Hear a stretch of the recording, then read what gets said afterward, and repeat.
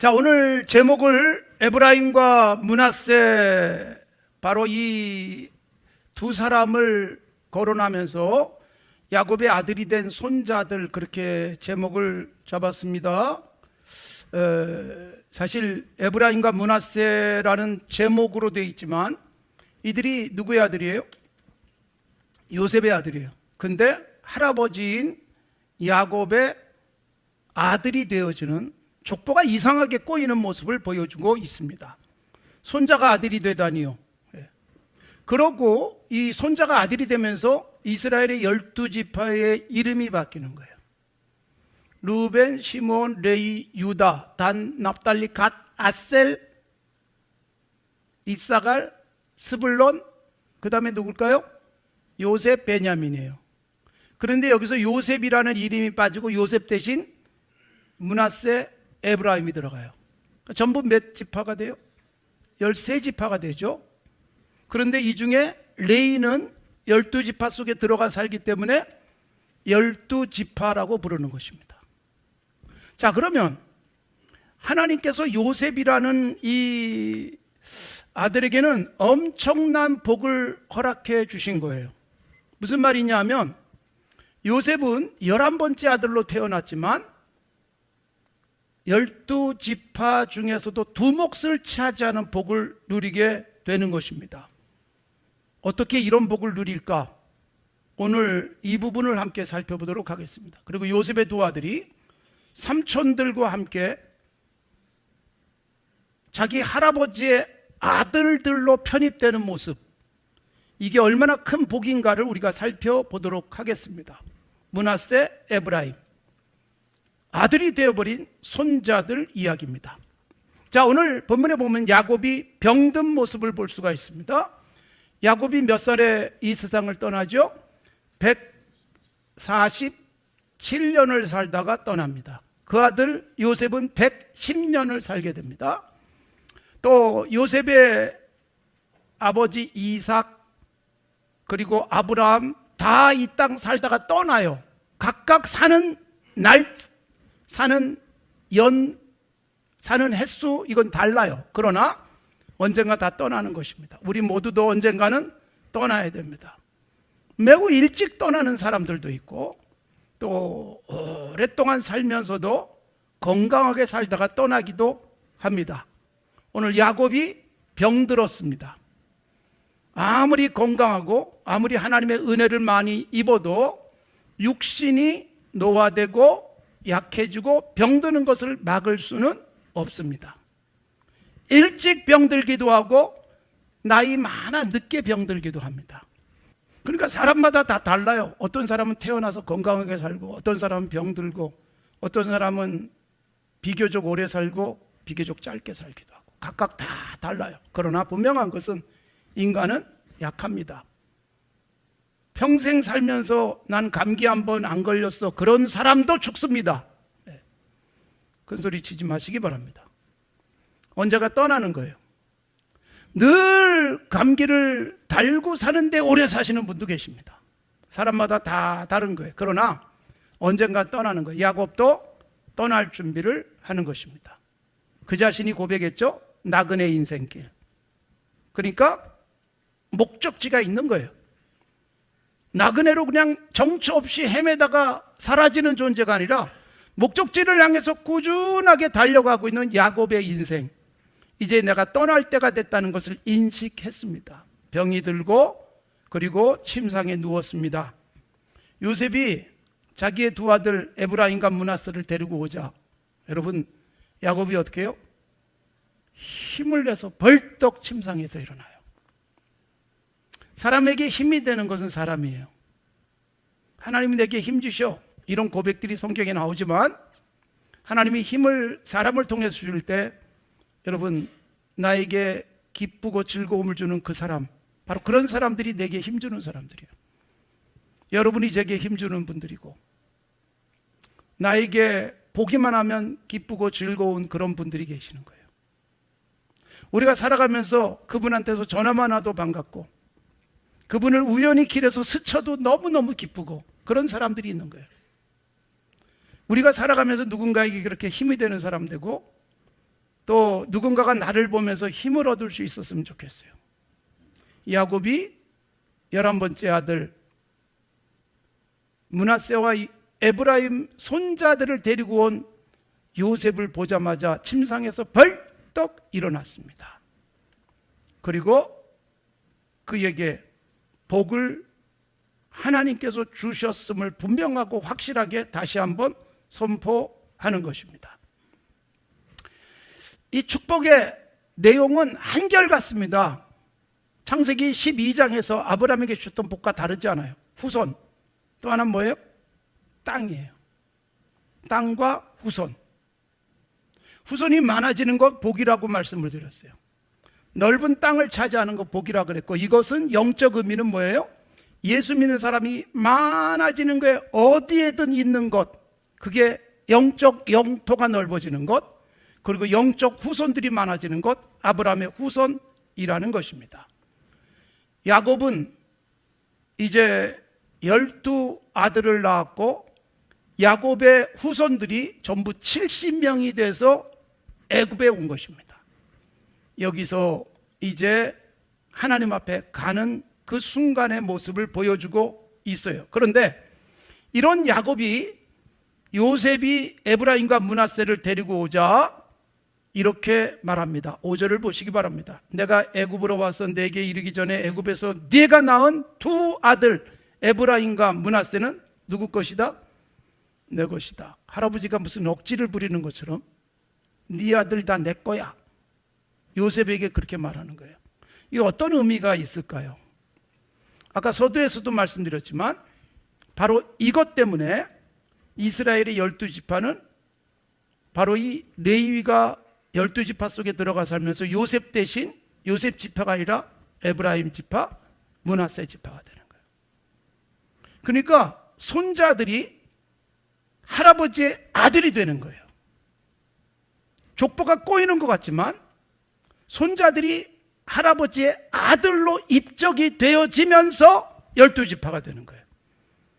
여러분, 이것은 야곱이 요셉에게 동의를 구하는 게 아니에요. 그냥 선포하는 거예요. 네 두 아들은 내 거야. 그래서 12지파 속에 두 아들이 들어가게 되는 것입니다. 6절에 보면 네 소생은 내 것이 될 것이지만 그들의 유산은 그들의 형의 이름으로 함께 받을 것이다. 그러니까 에브라임과 므낫세는 형들과 똑같은 유산을 받는 거예요. 요셉의 형들과 똑같은 유산. 그러니까 조카들이 삼촌과 똑같은 반열에 서게 되는 복을 누리게 됐다는 것입니다. 아주 큰 복을 누리는 것입니다. 요셉은 두 몫을 차지해요. 여러분, 이렇게 에브라임 지파, 므낫세 지파라는 두 지파를 요셉이 차지하는 것은 왜 그럴까요? 신명기 21장 17절에 보면 하나님이 약속하신 게 있어요. 장자는 두 몫을 누립니다. 그런데 여러분, 야곱의 장자가 누구예요? 르우벤이에요. 49장에서 우리가 보겠고 앞에서도 보았지만 르우벤은 장자로서의 복을 싹 잃어버려요. 하나님이 탁월하지 못할 것이다. 그리고 저주를 받을 것이다. 그렇게 49장에 아버지가 장자에게 축복을 할 때 그렇게 예언을 해요. 그런데 여러분, 그 장자의 몫을 11번째 아들인 요셉이 차지하는 거예요. 그래서 요셉의 두 아들 에브라임과 므낫세는 바로 야곱의 아들들이 되는 것입니다. 5절에 분명하게 말합니다. 네 아들 에브라임과 므낫세는 내 것이다. 르우벤이나 시므온처럼 내 것이 될 것이다. 그래서 할아버지의 아들이 되어버리고 말았습니다. 이것이 요셉이 받은 복입니다. 왜 요셉은 이렇게 큰 복을 받을까요? 왜 장자 같은 복을 받을까요? 두 개의 몫을 11번째 아들이 차지하게 될까요? 여러분, 우리는 장자로 태어났어. 이렇게 생각하면서 내가 장자야 이럴 수 있을지 모르지만 우리가 태어날 때 장자로 태어나느냐, 둘째로 태어나느냐, 넷째로 태어나느냐는 내가 결정하지 않습니다. 하나님의 은혜예요. 그러나 여러분, 내가 갖고 태어나지 않았지만 어떻게 사느냐에 따라서 남들이 못 받는 복을 받을 수 있어요. 아까 말씀드렸지만 장자는 복을 잃어버리고 11번째 아들이 두 몫을 차지하게 되는데 이유가 뭐냐? 장자처럼 살았기 때문에. 크게 베풀며 살았어요. 여러분, 하나님께서 우리에게 요구하는 건 뭐냐 하면 첫째로 태어났느냐, 둘째로 태어났느냐, 1등이냐, 2등이냐, 부잣집에 태어나느냐, 가난한 집에 태어났느냐, 이게 아니에요. 어떤 모습으로 태어나든지 내가 어떻게 사느냐에 따라서 인생은 최고의 복을 누릴 수 있다는 거예요. 갖고 태어난 것이 있어요. 한국에 태어날 것이냐, 미국에 태어날 것이냐, 내가 결정하지 않습니다. 그런데 여러분, 내가 결정하지 않은 그 은혜를 가지고 살면서 누가 뭐든지 객관적으로는 훨씬 좋은 조건을 가진 사람을 뛰어넘을 수 있다는 거예요. 11번째 아들이 장자의 복을 받아버리는 거예요. 장자의 몫을 그가 차지하는 거예요. 에브라임, 므낫세 두 지파. 왜 그럴까요? 말씀드린 대로 요셉은 장자처럼 삽니다. 요셉은 큰 그릇 갖고 삽니다. 요셉은 넉넉한 마음을 갖고 삽니다. 자, 형들에게 미움을 받습니다. 그리고 노예로 팔려갑니다. 이것처럼 비참한 일이 어디 있어요? 그리고 이집트까지 가요. 보디발이라는 사람이라는 집에서 노예가 됩니다. 그런데 거기서도 성실하게 일하지만 억울하게 죄를 뒤집어 쓴 채 감옥에 들어가요. 여러분, 인생이 이렇게 곤두박질할 수 있을까? 아버지에게 너무너무 사랑받던 아들입니다. 형들이 입지 못했던 채색 옷을 입으며 살았던 요셉입니다. 그런데 형들에게 미움을 받죠. 팔려가지요. 감옥에 들어가죠. 그러나 여러분, 그가 어떤 형편에 처하든지 그 형편에서 그 상황을 탓하거나 억울해하거나 원망하거나 비관하지 않았습니다. 그는 항상 하늘을 쳐다봅니다. 아버지의 사랑을 받는 아들이든 형들에게 미움을 받는 동생이든 억울하게 팔려가고 노예가 되고 감옥에 들어가든 거기서 그는 자신의 현재의 신분 상황에 매달리지 않고 하늘을 쳐다보면서 나는 하나님을 섬기는 사람, 나는 하나님 앞에서 내가 살아가는 삶을 내가 책임져야 될 사람, 하나님이 어디에 집어넣든지 하나님이 나를 보낸 곳, 하나님이 내게 어떤 일을 맡기든지 나는 그 일을 최선을 다해서 하겠다라는 자세가 창세기 속에 나오는 요셉의 모습입니다. 그러니까 그는 장자로 태어나진 않았지만 삶은 장자 같아요. 형들을 만납니다. 45장에서 우리가 봤지만 형들이 자기들이 팔아버리고 죽이려고 했던 동생이 총리의 자리에 앉아 있어요. 전부 다 무서워 떨면서 엎드렸을 때 형들에게 뭐라고 말해요? 형님들 걱정하지 마세요. 형님들이 나를 팔아서 내가 여기 온 것이 아니라 하나님이 보내신 것입니다. 하나님께서 형님들과 이 땅에 있는 많은 생명들을 구원하기 위해서 보낸 것이니까 두려워하지 마세요. 이미 여러분 요셉은 형들을 만났을 때 또는 총리가 됐을 때 용서한 것이 아니라 팔려가면서부터 형들에 대한 원망은 하나도 없어요. 미움이 없어요.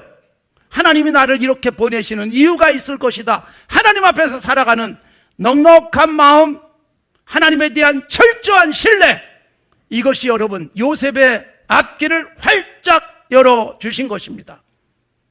그래서 요셉은 태어나는 서열의 문제가 아니라 삶이 얼마나 중요한지를 우리에게 보여주고 있는 거예요. 어떻게 살아가느냐, 내 인생을 어떻게 경영하느냐. 아유, 나는 가난하게 태어나서, 나는 뭐 내세울 게 없는 집안에 태어나서, 좋은 학교를 못 나와서, 공부에 재능이 없어서, 남들이 다 부러워하는 회사에 들어가지 못해서, 그게 아니라는 것입니다. 어디에 가든 무엇을 하든 그 자리에서 하나님이 나를 보내신 곳, 이 생각을 갖는 거예요. 쉽지 않은 일이에요. 형들에게 미움을 받아가지고 노예로 팔려갔을 때 그렇게 아버지에게 사랑받으면서 정말 귀하게 큰 아들이 17살 한참 예민한 청소년기에 얼마나 갈등이 컸을까, 얼마나 좌절감이 컸겠습니까? 싹 극복합니다. 하나님이 바라보이기 때문에. 형들이, 끔찍한 형들이 자기를 불행의 늪으로 넘겨버린 형들이 밉지가 않은 거예요. 하나님이 어떻게 하실지 설레는 마음으로 기대할 수 있었던 거예요. 이건 여러분, 우리가 쉽게 말을 하지만 너무나도 쉬운 일은 아니고 매우 어려운 일이라는 건 너무 잘 알잖아요. 그걸 견뎌내고 승리하는 거예요. 환경을 뛰어넘는 거예요. 인간을 환경의 지배를 받는 존재처럼 생각을 합니다. 그러나 여러분, 인류 역사 속에서 인간은 환경을 극복해냈습니다. 이게 역사에서의 중요한 원칙이기도 했어요. 환경을 뛰어넘고 극복하고 그 환경을 다스린 사람들이 세상을 다스리고 이름을 내고 살았던 것입니다. 요셉은 뭐예요? 정말 상상할 수 없는 환경이 생각도 못한 상태에서 찾아왔어요. 그곳에 던져졌어요. 지배받지 않습니다. 여전히 요셉은 요셉이었습니다. 아버지의 사랑을 받을 때도 요셉이었고, 형들에게 미움을 받을 때도 요셉이었고, 팔려와서 노예가 됐을 때도 자기는 요셉이었고, 억울하게 감옥에 들어갔을 때도 요셉이었습니다. 정체가 바뀌지 않습니다. 내가 섬기는 하나님, 환경은 바뀌어도 하나님은 바뀌지 않고, 하나님이 바뀌지 않았기 때문에 자기의 정체도 꾸준하게 유지해낸 그가 여러분 뛰어넘고 놀라운 복을 누립니다. 그리고 형제들을 다 용서하고 큰 그릇으로 그들을 담아냅니다. 그들과 그들의 자식들까지 내가 다 책임지겠습니다.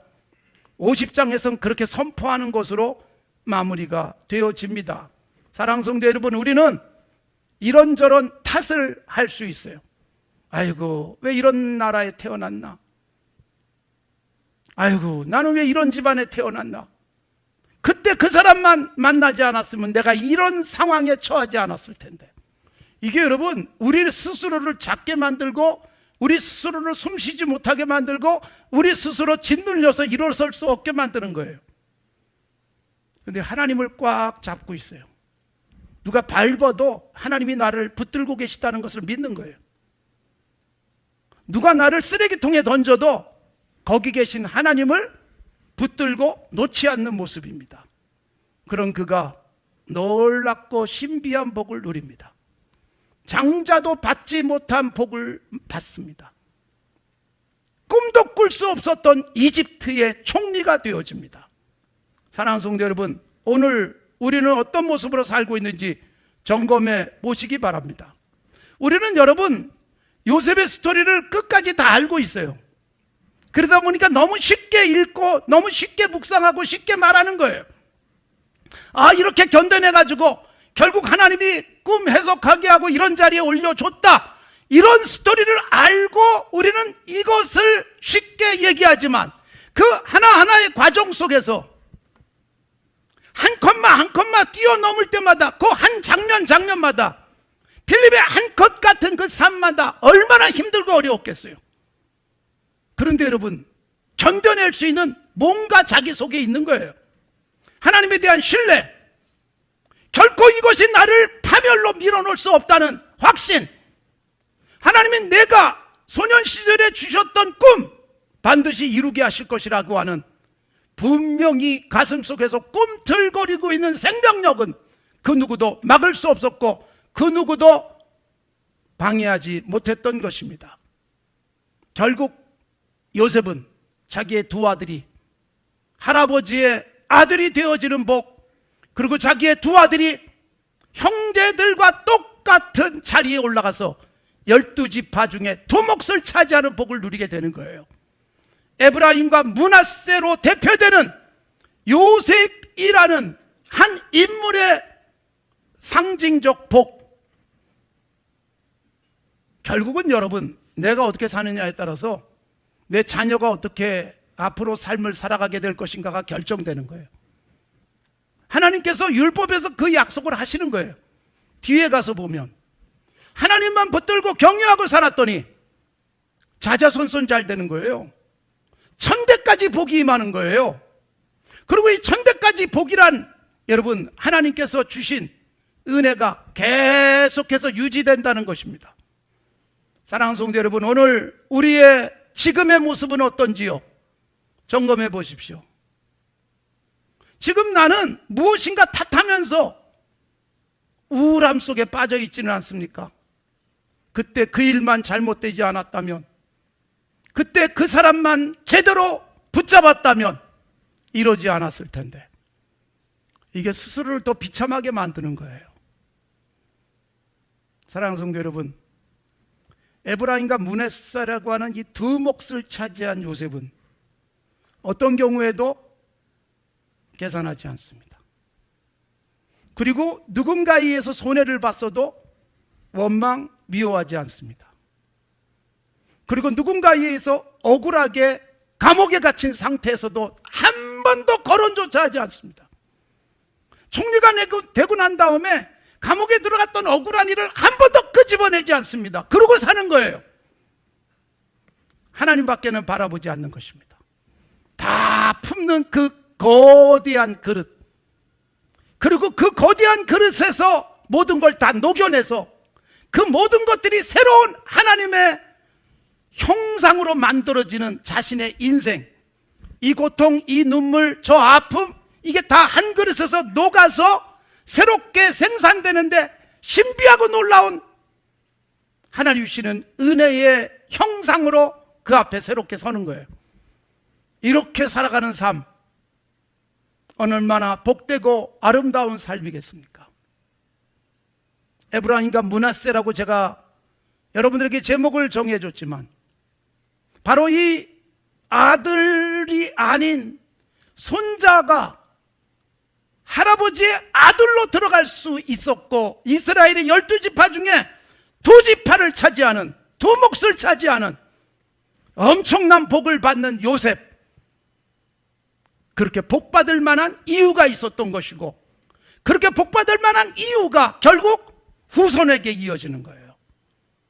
49장에 가면 야곱이 12아들에 대한 미래적 예언을 하는 축복이 나와요. 그 축복에서 가장 길고 가장 큰 축복은 넷째 아들 유다. 유다가 왜 복받는지는 앞에서 말씀을 드렸어요. 또 하나는 뭐예요? 요셉의 스토리가 최고의 복으로 그려집니다. 요셉이 막 담장을 넘어서 뻗어가는 포도나무처럼 놀라운 복을 받을 것을 아버지 야곱이 예언하는 거예요. 단순하게 그래, 원래부터 야곱은 요셉을 좋아했지, 나이 낳은 아들이기 때문에 그렇게 사랑했지 라고 말할 수 없습니다. 요셉이 그렇게 살았던 분이 것뿐입니다. 복받을 만한 삶. 사랑하는 성도 여러분, 저는 우리 산조인교 성도들이 그렇게 복받기를 바랍니다. 우리는 여러분, 그런데 문제가 뭘까요? 복받고 싶은데 복받을 만한 큰 그릇을 못 가져요. 복받을 만한 삶의 길을 가지를 못하는 거예요. 끊임없이 이 탓하고 저 탓하면서 그랬다면 좋았을 텐데, 아이고 그때 그렇게 됐다면, 아이고 그것만 아니었다면, 이게 여러분 우리 인생을 초라하게 만드는 거예요. 하나님을 바라보십시오. 그분은 어떤 상황, 어떤 형편에서든지 원하시는 그림을 그려낼 수 있는 분입니다. 실수로 캔버스에 물감이 쏟아졌어도 그것 가지고 신비한 그림을 그려낼 수 있는 하나님이십니다. 그분을 바라보시면서 오늘 우리의 삶에 하나님이 그려가실 내 인생에 대한 그림을 더욱더 크게 그려가시고, 에브라임과 므낫세라고 하는 두 몫을 차지했던 요셉 같은 그 복을 우리 모두가 함께 누리시게 되기를 바랍니다.